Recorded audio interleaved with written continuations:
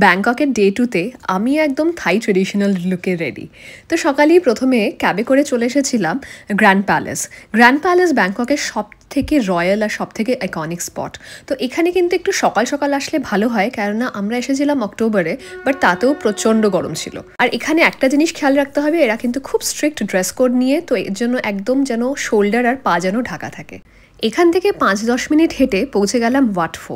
এখানেই আছে সেই বিখ্যাত রিক্লাইনিং বুদ্ধা। এই জায়গাটাও বেশ সুন্দর, কিন্তু আমার পার্সোনালি মনে হয়েছিল এন্ট্রান্স ফিটা একটু বেশি। তারপরে এখান থেকে জাস্ট নদী ক্রস করেই আমরা চলে যাব ওয়াটারুনে।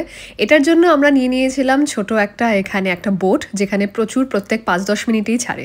তো আমরা এসে গেলাম এবার ওয়াটারুনে গোল্ডেন আওয়ারে কিন্তু সবচেয়ে সুন্দর লাগে জায়গাটা দেখতে। আর যে ট্রেডিশনাল আমি থাই ড্রেসটা পরেছিলাম, এটা কিন্তু আমি ওয়াটারুনেই পরেছিলাম।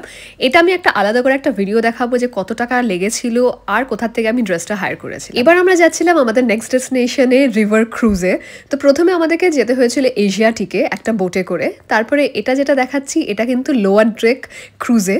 তো ক্রুজে প্রথমে আমাদের এখানে বুফে ডিনার ছিল, সেটা আমি আলাদা করে দেখাবো। আর তারপরে আমরা সন্ধেবেলায় গোল্ডেন আওয়ারে দেখেছিলাম ওখান থেকে সানসেট। তার সাথে যেই জায়গাগুলো আজকে ঘুরলাম সবকটা ঘুরে খাওয়া দাওয়া করে এসে গেছিলাম আমাদের জায়গায়। ক্রুজে খাওয়া কেমন ছিল সবকিছু আমি আলাদা একটা ভিডিওতে দেখাবো। আর নেক্সট ভিডিও থাকবে যে এই দিনে কত টাকা টোটাল খরচা হয়েছিল।